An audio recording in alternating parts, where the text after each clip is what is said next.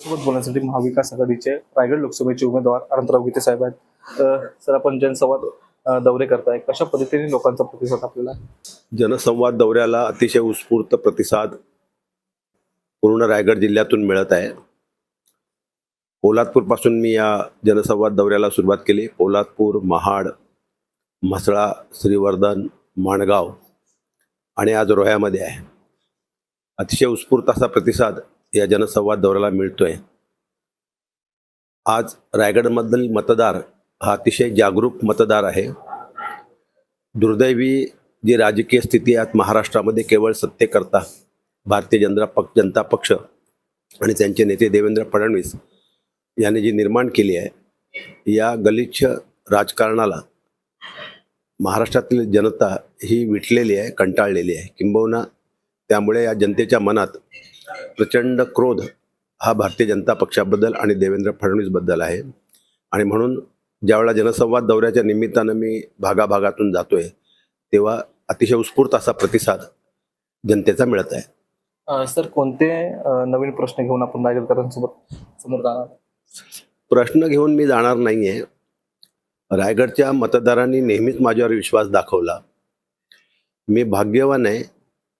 कोकणातला एकमेव खासदार आहे ज्याने सलग 6 वेळा लोकसभेमध्ये प्रतिनिधित्व केलेलं आहे.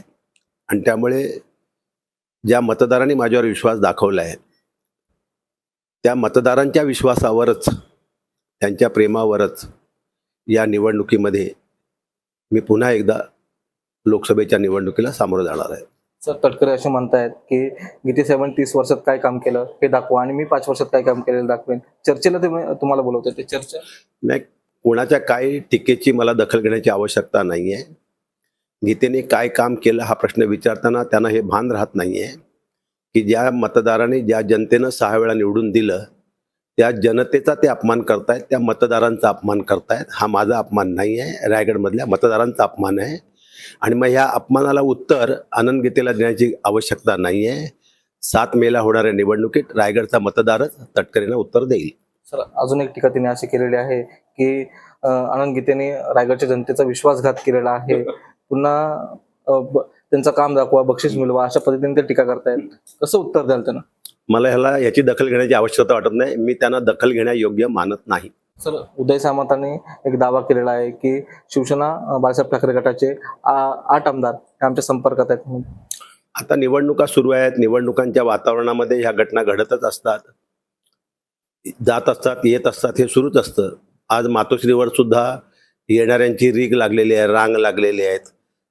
खासदार सुद्धा भाजपचे राजीनामा देऊन शिवसेनेमध्ये येत आहेत, उद्धव ठाकरेंकडे येत आहेत. त्यामुळे ह्या घटना या राजकारणातला एक भाग म्हणून घडतच असतात.